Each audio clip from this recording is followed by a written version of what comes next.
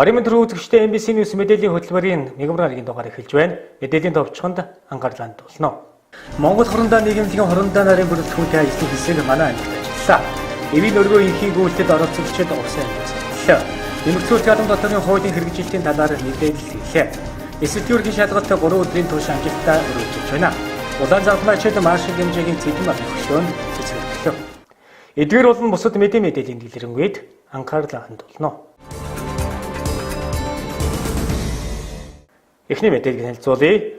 Монгол хорондоо нийгэмлэгийн тэргүүн Баатраар ахлуулсан хорондоо нарын бүрэлдэхүүнтэй ажлын хэсэг баруун аймагуудад ажиллаж байгаа бөгөөд дараагийн аймаг нь Увс аймаг байлаа. Хүүхэд залуусд эх орон чүүзэл дутагдж байгаа талаар хорондоо нар онцолж байсан юм а. Хүн олж авсан суур боловсрал дээрээ түшиглэж эрдэм мэдлэгтэй сайн хүн болдог байна. Тэгвэл суур боловсрал бий болгодог гол зүйл нь эх оноч үзэл хэмээн Монгол хорондоо нийгэмлэгийнх нь үзэж байгаа юм а. Тэгвэл сүүлийн үед хүүхэд багчуудын дунд эх орноо хайрлан хамгаалах, эх орныхоо үүх түүхийг судлах явдал багасч байгаа учраас тэрхүү үзлийг сэргээх зорилготойгоор Монгол хорондоо нийгэмлэгийнх баруун аймагт ажиллаж байна. Увс аймгийн засгийн тамийн газар, Улаангом сумын засгийн тамийн газар, цэргийн штаб, онцгой байдлын газар, тагнуулын газар, хөлийн тэг 245 дугаар анги, шүүхэн шийдвэр үүсгэх алба, шүүхэн шинжилгээний алба зэрэг байгууллагуудын албан хаагчдыг хамруулан цэрэг эх орны сэдвээр лекц уншлаа. Өвөг дээдсийнхээ халуун 8 бүлээн цусаараа хамгаалсан эрх чөлөө тусгаар тогтнол эх орон газар нутгаа хайрлан хамгаалж ямар их үнээр олдсныг хойч үедээ ухааруулан ойлгуулж байх нь энэ цаг үед амьдарч буй иргэн бүрийн үүрэг гэдгийг лекцийн үеэр Хорондоо Баатар онцолж байлаа. Энэ үеэр Монгол хорондоо нийгэмлэгийн салбар зөвлөлийг Увс аймагт байгуулж засаг даргын тамийн газрын цэргийн штабын даргаар ажиллаж байсан Хорондоо Баатар эрдэнэгийг томилж батламж тугийг гардуулан баяр хүргэлээ. Тус нийгэмлэгээс Монгол хорондоо нэртэй 4 бот номын хэвлүүлэн уншигчдын хүртэл болгоод байгаа бөгөөд тунуудахгүй 5 дугаар бот хэвлэгдэх юм байна.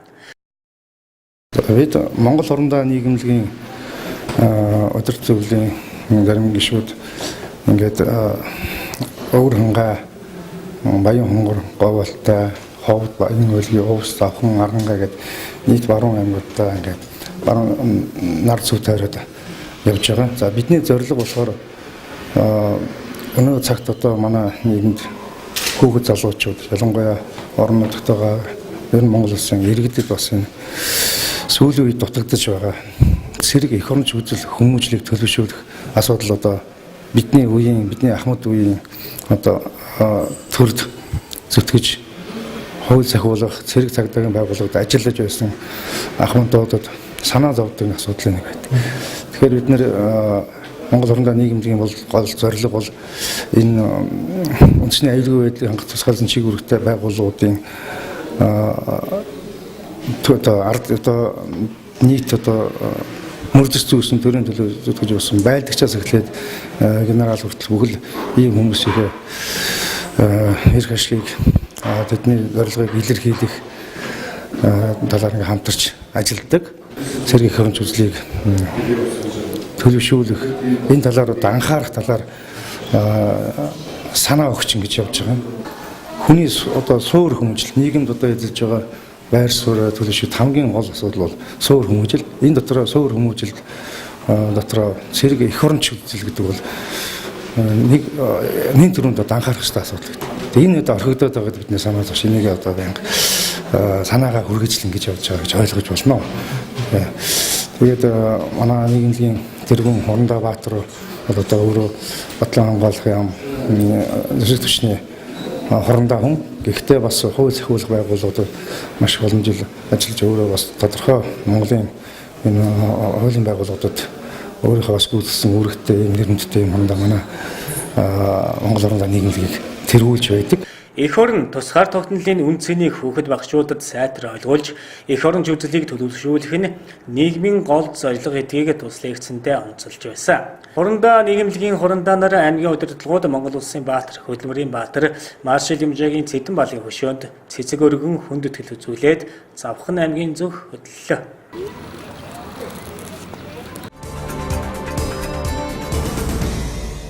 Дараагийн мэдээ. Америк нэгдсэн улсын Нью-Йорк хотоос гараага аван дэлхийн 5 төвийн 150 гаруй улс орныг хамарч үндэс сугсаа, нас хөлс, шашин шүтлэг өөр сая хүмүүс нэгдэн оролцдог энхийн өргөө, энхийн гүйлт манай аймагт болж өнгөрлөө. Энхийн гүйлтийг аймгийн удирдлагууд үдэж гаргалаа. Үндэсний эв нэгдлийг бэхжүүлж эх орноо хайрлан хамгаалах үзэл санааг Монгол хүн бүрийн зүрх сэтгэлд хүрэхийг зорж боловсрол соёлын шинжилгээ ухааны спорт яам онцгой байдлын ерөнхий газар Шири Чинмон төв болон маршрутын дагуух аймаг орнуудын захиргаад хамтран эвийн өргөө энхийн гүйлт 2018-ыг эх орондоо зохион байгуулж байгаа билээ. Эхний гүйлтийн 2018 оны үндсэн маршрут нь бүгд найрамдах дард улсын Өвөр Монголын өөртөө засах орны Хөлбөмбөр аймгийн Амгаланбаатар хотоос буухиалсан бамбарыг Дорнод аймгийн Хилийн бомтор 5 дугаар сарын 31-нд хүлээн авсан. Улмаар Монгол орны 13 аймгийн 39 сум суурин газраар нийт 3,000 орчим км замыг туулан Баяулгийн аймгийн Цагаан нуурын бомтор 6 дугаар сарын 22-ны өдөр Орос улсын талд шилжинэ. Энхийн гүйлтэн жил бүр Америк нэгдсэн улсын Нью-Йорк хотоос гараа авна. Дэлхийн 5 твийн 150 гаруй улс орныг хамарч үндэс угсаа, нас хүйс, шашин шүтлэг өөр сая хүмүүс түүнд нэгдэн оролцдог. Энэхүү гүйлтийн зорилго нь галт бамбарыг олон сая хүн хотоос суурьнд нэг улсаас нөгөө улсад буухиалж гараас гарт зүрхнээс зүрхэнд энх тайван эг нэгдлийн уриаг түгээхэд оршдог байна. Бүгд орчод та бүхэндээ энхийн гүйлтийн баг тамирчдын нэрээс дахин талархснаа илэрхийлээд энхийн гүйлтийн энхийн бамбартын медалийг аймгийн иргэдийн төлөөлөгчдийн хурлын дарга Насан Батар гартуулъя.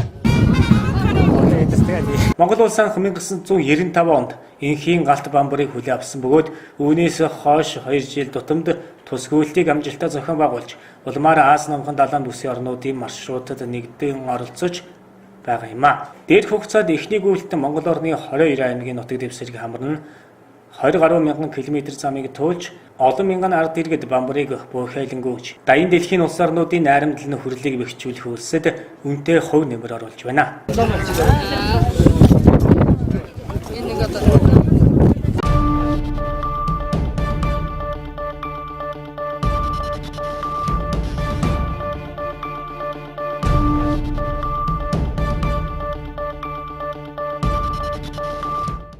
MBC medeelliin hutulbur татварын улангаар өргөжлөн хөрч байна. Энэ өдрийн болонд маань татварын улсын байцаагч Түмэн Нас оролцож байна. Танд өдрийн төргий. Тэгэхээр нэмэгдсэн улсын дадлын татварын тухай хууль бол хэрэгжээд явж байгаа. Тэгэхээр энэхүү хуулийн талаарх бас зарим хэрэгтэй асуултууд бас хариулахаар ирсэн байгаа.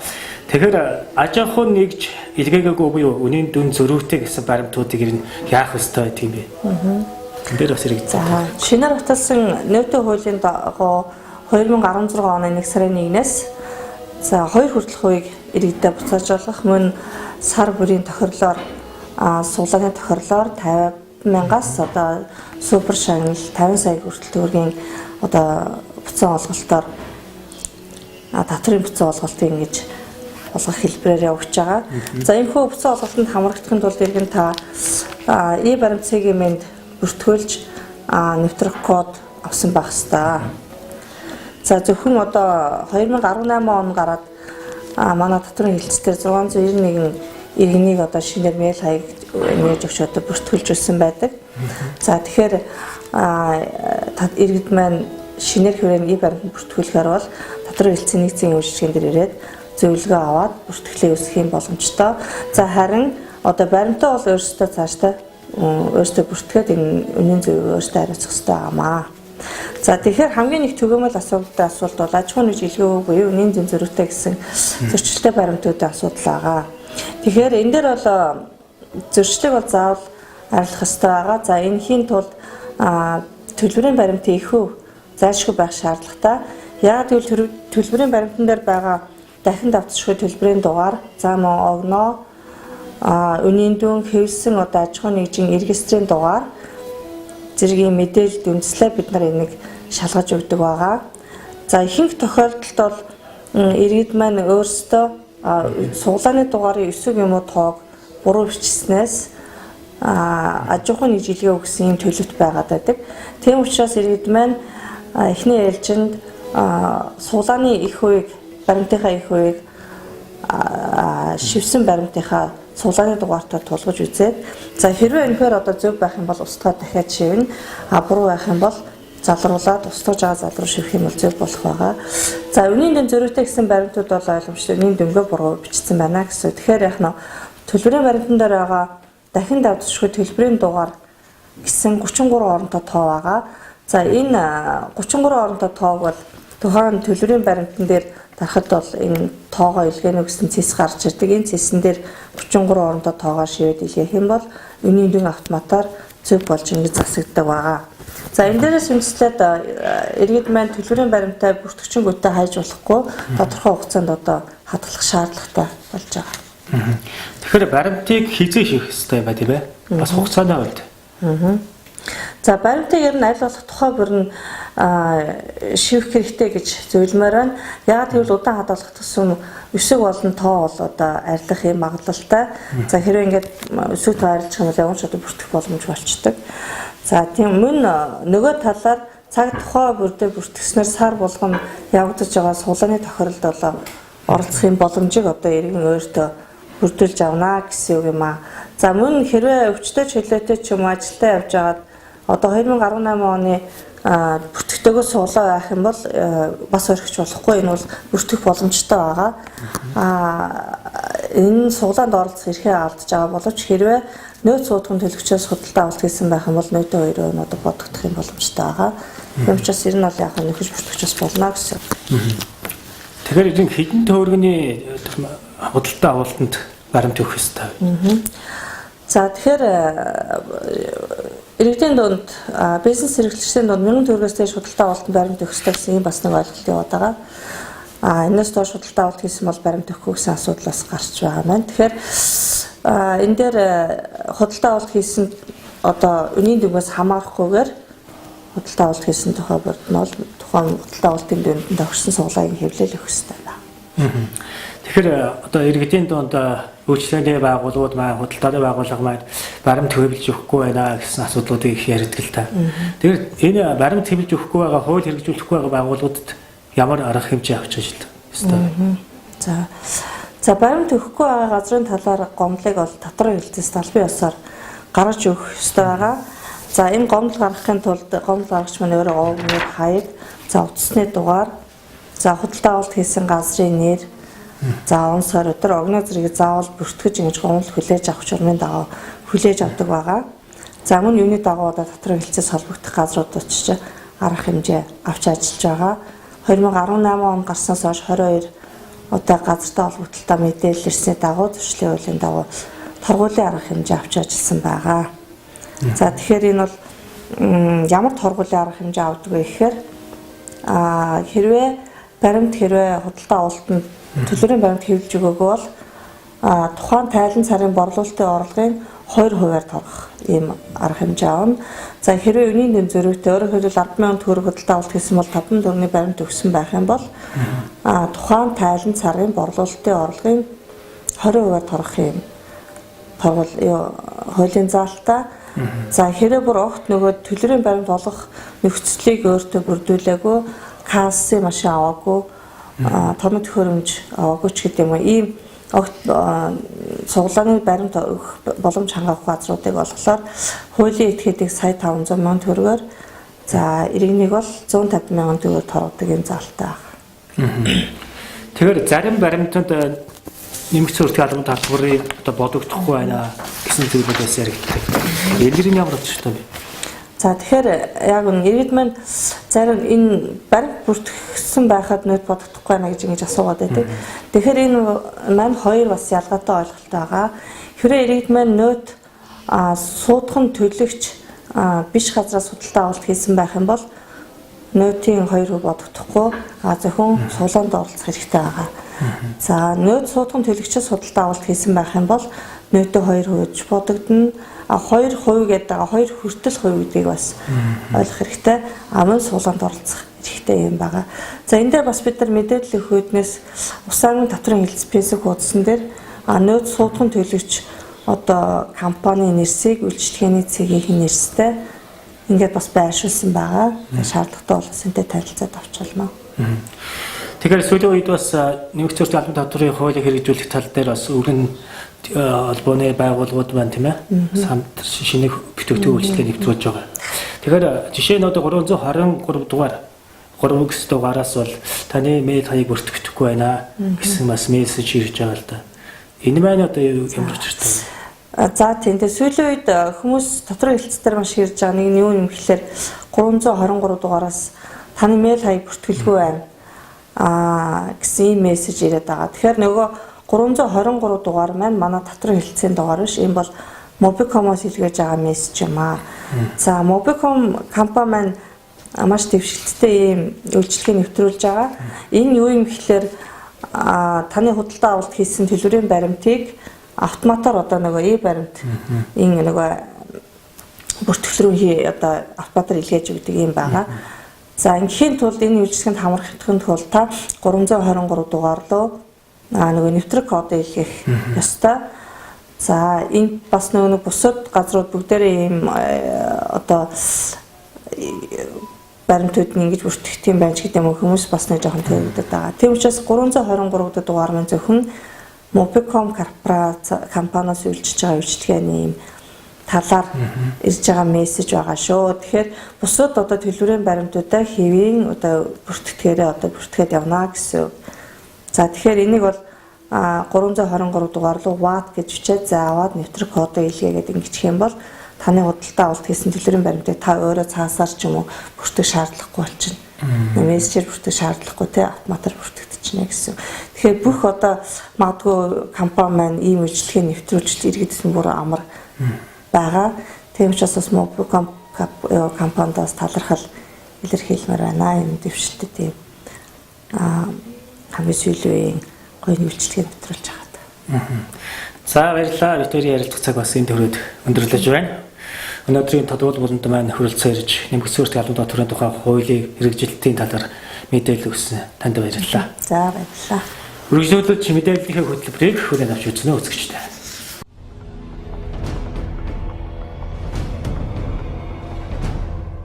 Улаанбаатар хотноо зохион байгуулагдаж байгаа зүүн хойд Азийн хотуудын дарга нарын форум өнөөдөр MBC-аас хутулбурт зохион байгуулалтын хуралдаанаа хийж байна. Нийслэлийн засаг дарга бөгөөд Улаанбаатар хотын захирагчийн санаачлагаар чуулдаг энэхүү форумын цар хүрээ жилээс жилд өсөн нэмэгдэж байгаагийн зэрэгцээ бүс нутгийн хотууд өндөр ач холбогдол өгч оролцоо нэмэгдэх болсон. Нөгөө талаараа бүс нутгийн эдийн засаг, соёл боловсрол тогтвортой хөгжлөгээд олон асуудлыг уг форумаар хүндээ ярилцаж нэгдсэн шийдэл гаргах боломжтой гэж хотын дарга нар үзэж байгаа юм а.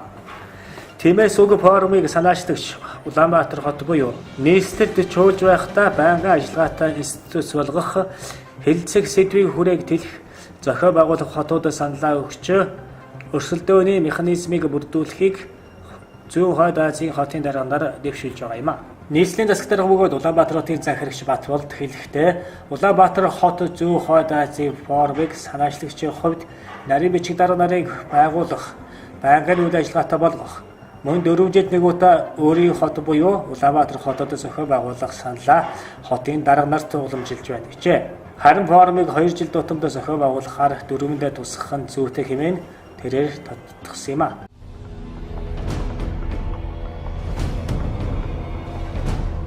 Үндэснийх баяр наадмын тасалбарыг баярын өмнөх амралтын өдрүүдийг тааруулан нийслэлийн нэг цэгийн үйлчлэгээний төвүүдээр дамжуулан худалдаалахаар болсон байна. Тодорхойлбол Дүнжин гарав, Даргом, Мишель, 6 буудлын оргил төвдөх нийслэлийн нэг цэгийн үйлчлэгээний төвүүдээр дамжуулан 7 дугаар сарын 7-оос борлуулах шийдвэрийг баяр наадам зохион байгуулах хорооноос гаргажээ. Наадмыг төв цэнгэлдэхэд үзэх тасалбар 3 төрлийн багцаас бүрдэн. Өөрөөр хэлбэл наадмын нээлт бүх юм барилдаа, наадмын хаалт гэсэн 3 төрөл байх юм. Үнийн хувьд 24,000 төгрөг байна. Нэг хүнд 2 тасалбар өгөх юм байна. Ташрын дуулгахад тасалбарыг онлайнаар худалдах боломжгүй гэж баяр наадмыг зохион байгуулах хорооноос мэдэгдлээ.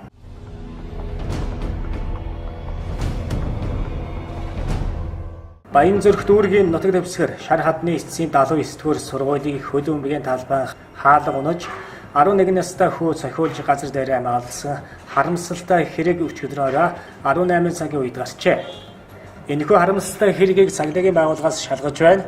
Тодорхойлбол 79 дугаар сургуулийн 5 дугаар ангид сурдаг хөө эмээгээсээ хөл бөмбөг тоглолцоход удахгүй ороод ирэх гэж хойш гараад цагч бололгүй амиа алдсан байна. Хамт тоглолтын хүүхдүүдийн хэлснээр тус талбай хөл бөмбөгийг хаалга байнга ундаг байсан бөгөөд үнэн харан буцааж босгоод тоглодог байсан гинэ. Харин сургуулийн захиргаа болон биеийн дамрын багш нь талигаач үгийн арга ихэнд дээр хаалгыг 14 хоногийн өмнө гагнсан байсан гэж хэлсэн байна. Золгүй байдлаар амиа алдсан хүүгийн эгч цагдаагийн газарт мэдүүлэг өгөхдөө дүү маань хөл бөмбөг тоглох дуртай спортын төрөлд авьяастай хуваасан. Өдөржин гэртээ амарч байгаад ганц цаг хөл бөмбөг тоглолцоход ирье гэж гэрээсээ гараад эргэж ирсэггүй харамсалтай байна. Бид гомдолтой байгаа хэрвээ энэ хөл бөмбөгийн хаалганы төмөр нь ундаг байсан бол манайч энэ дээр нь хүүхдүүдийг талбараа оруулахгүй байхгүй яасан юм бэ? Ийм осолтой байсан юм бол яагаад янзлуулаагүй юм бэ? Одоо тэгсэн чинь сургууль амарчсан байсан. Бид зохих журмын дагуу шийдвэрлэнэ гэсэн хариу хэлж байна. Үнэхээр гомдолтой байна. Би хэрэг улсыг дуулаад ирсэн. Би дүүгээ чарж амжсангүй. Дүүгийн минь цогцсыг шүүх шинжилгээнийх нь ирээд машинд хийчихсэн байсан. Унсан төмөр хаалга газраар урсан цусыг л харлаа. Үнэхээр хэлэх үг алгажээ.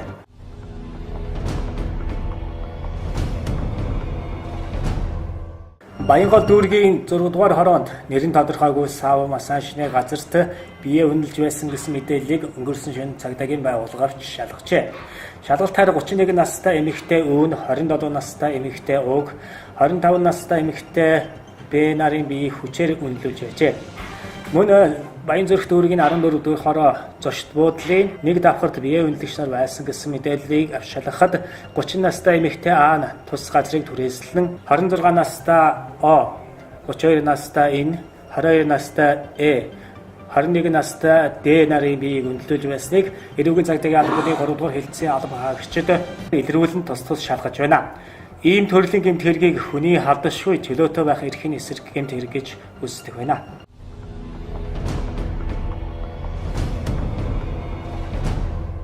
Өнөөгөө ярамгийн гүүрэн дээр зам тээврийн осол гарсаас болж битүүд төгжрөл үүсчээ. Тодорхойлбол Прус маркийн автомашины жолооч зам засварын ажил хийж байсан том тэрэгтэй мөргөлдснөөс болж гацаа үүссэн байна. Төгжрлөөс болж олон иргэн ажлын цагтаа амжиж ажилдаа ирээгүй бол яармаг чиглэлээс ирж Монгол хэлний шалгалт өгөх гэж байсан олон хүүхэд эсэлтийн ерөнхий шалгалтаас хоцорсон талаарх мэдээлэл байна юм а.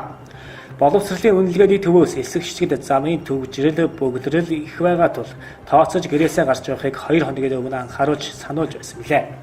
Тэгвэл өнөөдөр олон хүүхэд шалгалтаа өгч чадаагүй хоцорсон байна. Эцэгчүүд болон шалгалтандаа орж чадаагүй хүүхдүүдийн зүгээс ганц хүнээс болж хүүхдүүд хохирох ёсгүй, шалгалтыг нь нөхөж авах ёстой. Тооцоолж байгаагүй асуудал гарсан болохоор харгалзаж үзэх байлгүй дээ. Олон хүүхэд долимсаа урсгаж байна гэсэн юм а. Дараагийн мэдээ. Энэ сарын 16-наас 20-ны өдрүүдэд улс орон даяар зохион байгуулагдаж байгаа эсэлтийн ерөнхий шалгалт маргааш дуусна. Шалгалтын үеэр төгсөгчид ганц нэг алдаа дутагдал гаргасныг зохион байгуулагчид хэлж байгаа юм. Сургуулийн удирдлагатай хамтран тухайн гарсан алдаа дутагдлыг яралтай хугацаанд шийдвэрлэн сурагч төгсөгчдийг хохиросон зүйл гараагүй байна. Эсэлтийн ерөнхий шалгалтын үеэр нийтлэг гарч байгаа алдаа дутагдлын хувьд шалгуулагчид шалгалтын байранд ирэхдээ бичиг баримтаа хайж өргөдүүлэх явдал гарч байгааг зохион байгуулагчид хэлж байна. Эсэлтийн ерөнхий шалгалт маань бол яг журмынхаа дагуу төлөвлөсөн зохион байгуулалт бол яг хэвээ явагдаж байна. За манай шалгуулагчдын эрц бол ерөнхийдөө яг зүгээр 90-ээс дээш хувьтай 95 нэлээд их хувьтай өндөр хувьтай явж байгаа л. За шалгалтын явцад бол яг мэрсэр одоо бичиг баримтын тийм ээ бичиг баримтаа гэсэн тохиолдолд за эсвэл яг мартах ийм тохиолдлууд бол гарч байгаа. За тэрийг бол тухай бүртэн зөрчлийн арилгуулаа шалгуулагчийг бол аль болох охироохгүй шалгалтанд оруулахын талаар бол шийдвэрлэх тийм арга хэмжээг бол аваа яаж байгаа. За мэрэгжлийн сургууль төгсөгчдийн хувьд бол гэрчлэгээг бол мартах тохиолдлууд бас их ер нь бол нэлээдгүй байгаа дээ. Тэрийг бол мэрэгжлийн хяналт болон за боловсрол соёл урлагийн газар за мэрэгжлийн сургуулийн нь бол сургалтын албанаас бол лавлах за түүний бол Б маягтыг нь бол олж болол түүнийг тэдгэрэг шалгалтанд оруулж байгаа. Шалгалтын дөрөв оноо маань хэдийгээр гарах байна тийм. За шалгалтын дөрөв оноо бол 7 сарын 1-нд бол шалгуулагчдын дөрөв оноо бол гарах юм бол байна. Тэгэхээр энэ бол цаг хугацаанд гарах боломжтой. Эсэлтийн ерөнхий шалгалтын дүүн оноо 7 дугаар сарын 1-нд гарах бөгөөд төгсөгчид авсан онооны дагуу мэргэжлээ сонгоно. Дараагийн мэдээ. Манай аймагт энэ сарын 18-19-ний өдрүүдэд улсын хэмжээний томоохон хүмүүнлэгийн олон талаарх хэмжээ зохион байгуулагдлаа. Улаанзагалмайн 10 гаруй дунд шатны хорооны дарга нар Увс аймгийн Улаанзагалм хорооны үйл ажиллагаатай танилцж туршлага судлаа. Монголын Улаанзагалмайн нийгэмлэгийн дунд анхан шатны хороодын туршлага солилцох уулзалт 2018 оны 6 дугаар сарын 18-ны өдөр тариалын сумд амжилттай зохион байгуулагдаж Монголын Улаанзагалмайн нийгэмлэгийн ерөнхий нарийн бичгийн дарга Болормоо тэргүүтээ аймаг дүүргийн дунд шатны хорооны дарга нар оролцлоо. Увс аймгийн Улаанзагалмайн хороо 62 жилийн түүхтэй Монгол улсын дунд шатны хороодоо мандалан ажилдаг түүхэн туршлагатай байгууллага юм а. Монголын Улаанзагалмайн нийгэмлэгийн дунд анхан шатны хороодын туршлага солилцох уулзалтанд манай аймгийн 19 сум 6 байгууллагуудын нэрэгдэх 25 Улаанзагалмайн анхан шатны хорооны тэргүүн нарийн бичгийн дарга нар оролцлоо. Монгол улсын сум бүрт Улаанзагалмайн анхан шатны хороо тариалан сум шиг ажилдаг бол бид Улаанзагалмайн үйл ажиллагааг бүх хорон даяар түгээн дэлгэрүүлж чаднаа гэсэн ийм сайхан сэтгэл төрж байна. Бидний Увс аймагт ирсэн зорилго бол Увс аймгийн Улаанзагалмайн хорооны туршлагыг бусад аймагуудын Улаанзагалмайн хороонд түгээн дэлгэрүүлэх, сумын болон дунд шатны хорооны хамтын ажиллагааг өргөжүүлэх, малчдын идэвхийг өрнүүлэх чиглэлээр бид харилцан туршлага солилцох зорилготой ирсэн. Манай Увс аймгийн Улаанзагалмайн хороо бол сүүлийн 5 жил үйл ажиллагаагаараа бусад аймаг дунд шатны хороодод үлгэр жишээ болж байгаа. Энд бас одоо манай дулам сүрэн даргын оруулж байгаа хувь нэмэр их юм аа. Улаанзагалмай гэдэг бол гамшиг ослоос хүн ардаа урьдчилан сэргийлэх, гамшиг зууд, байгалийн аюулт үзэгдэл тохиолдсон тохиолдолд хүн ардтаа хүмүүнлэгийн тусламж үзүүлэхэд бид анхаарлаа хандуулдаг. Мөн Улаанзагалмайн нийгэмлэг маань нийгмийн эрүүл мэндийг дэмжих, хүүхэд залуучуудыг Улаанзагалмайн хөдөлгөөнд сургах, нийгмийн халамж, нийгмийн оролцоог дэмжих чиглэлээр ажиллаж ирсэн. За бид Увс аймагт 2 хоногийн хугацаатай ажиллахдаа эрүүл мэндийн хөтөлбөр, гамшигын менежментийн хөтөлбөр, хүүхэд залуучуудын хөтөлбөр, халамжийн хөтөлбөр хэр зэрэг хүртээлтэй өргөн хүрээнд ажиллаж байгааг харж чадлаа. Манай тариалан сумын Улаанзагалмайн анхан шатны хороо бол ерөөсөө үйл ажиллагаа бол тогтмолсон, ард иргэдтэйгээ тогтмол харилцаатай байдаг. За энд манлаа нэгүсэнгийн үйлс манлаа балчин бол 8, за онцгой гишүүн бол 130 гаруй.